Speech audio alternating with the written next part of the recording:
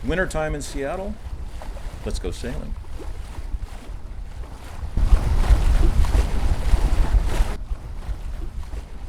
Should be a great evening. Look at that sunset. Stick with me for that.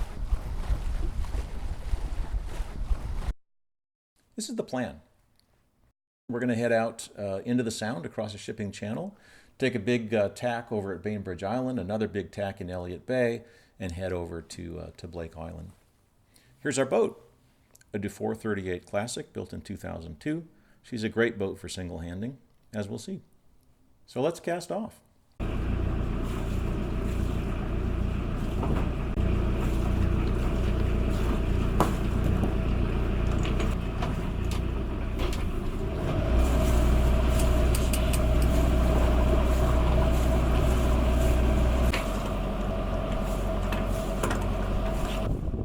There's a bald eagle sitting on that day mark at the end of the breakwater, but still raining a little bit.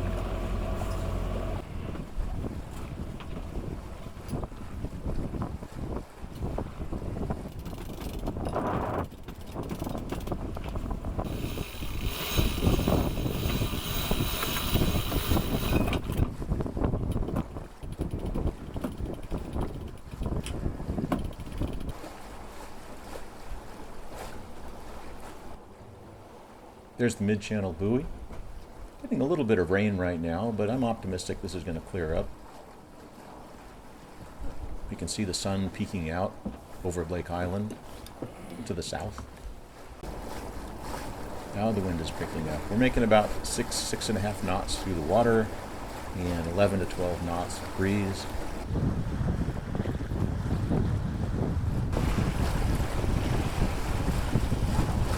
Here's Bainbridge Island ahead of us. We'll be tacking soon.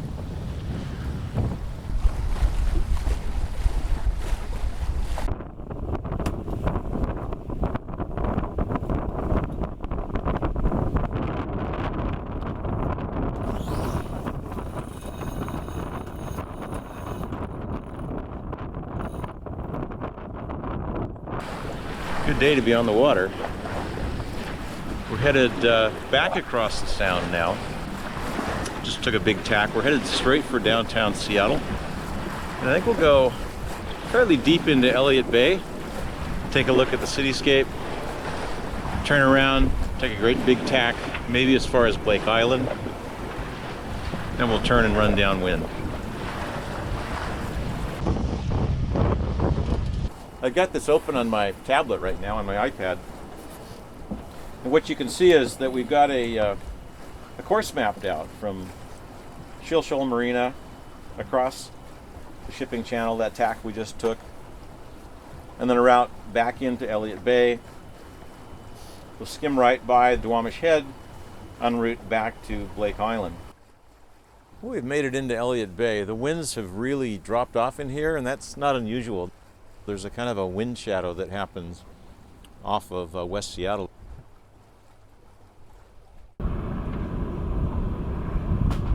But let's get out of here. I'm actually going to motor us out. And when we get closer to Duwamish Head, we'll get some more breeze. We just had a brief little shower. The winds had died down coming into Elliott Bay, and then a dark cloud came over, sprinkled a little bit, and the wind picked up. The wind shifted slightly, so we probably can't make Blake Island on this tack. We'll have to take one more tack.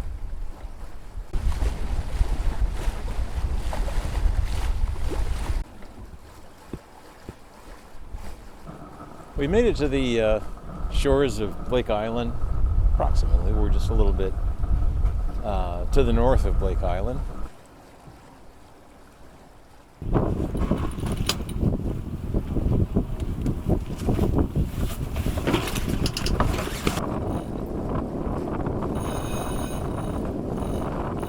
I'm going to prepare to fly the chute, and I'll talk you through it first.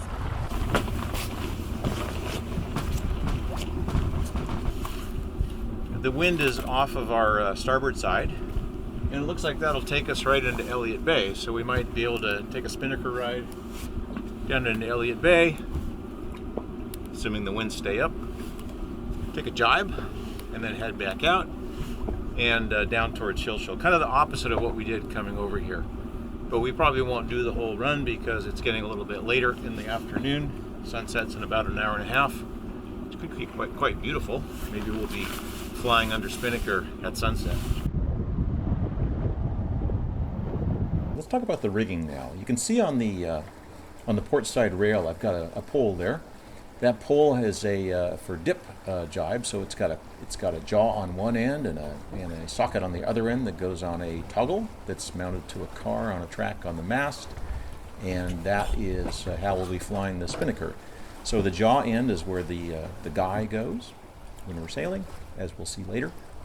Let's take a look at the mast. So up at the mast, we've got, as I said earlier, this toggle. It's a force bar toggle.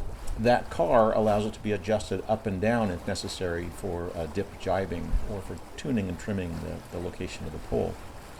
Down on the deck, this pink line is the downhaul, or foreguy as it's often called, and that keeps the pole under control during when it's windy and so that it can't go back and hit the stays.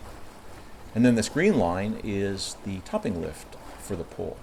So that's used to bring the pole up and down and trim its height. This black line is the halyard that's used to bring the Spinnaker up to the top of the mast. So we've got 2 winches.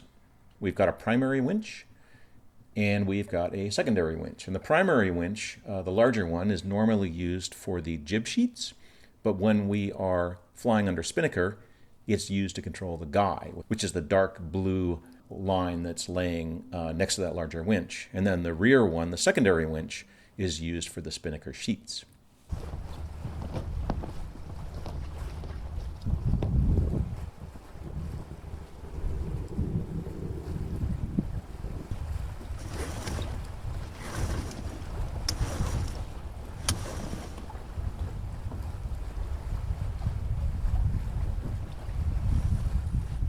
Now we've got to get that Spinnaker up on deck. It's been stashed below. It's in a fairly large bag.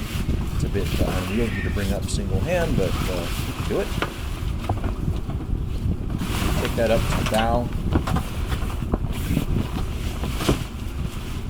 And we will use the Spinnaker bag to keep it under control when we launch it.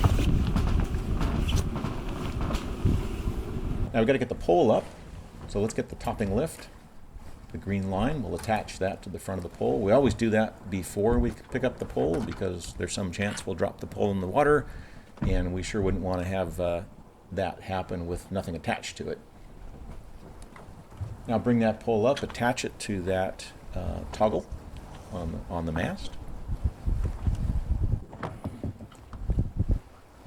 Now we're attaching it to the toggle on the mast.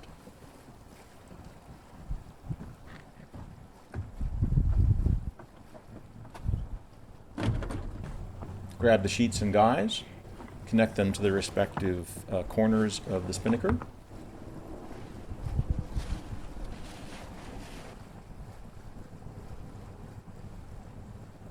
We'll attach the black halyard line to the head of the Spinnaker and have it ready to pull up.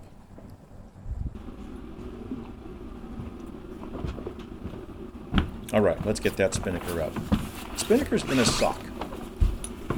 Having a Spinnaker in a sock makes it a lot easier to handle single-handed. So you can see that raising it now, using the black Spinnaker halyard, it's not too windy, so it's easy to keep it under control. But if it was a bit windier, we'd want to make sure that the sock and its furling lines and the chute itself were well secured before we brought it up. Now let's unfurl. Let's launch this Spinnaker.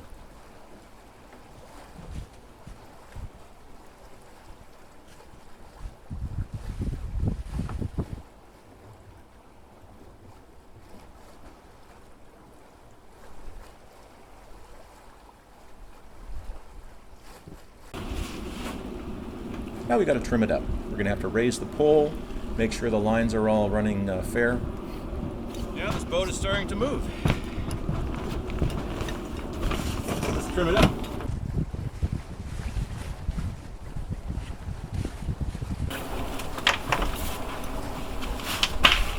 So what I'm going to do now is just clean up the lines, make sure that nothing's underfoot, Everything can run free if I need to let it go.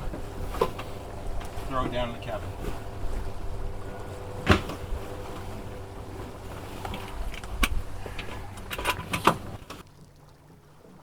There's the sunset.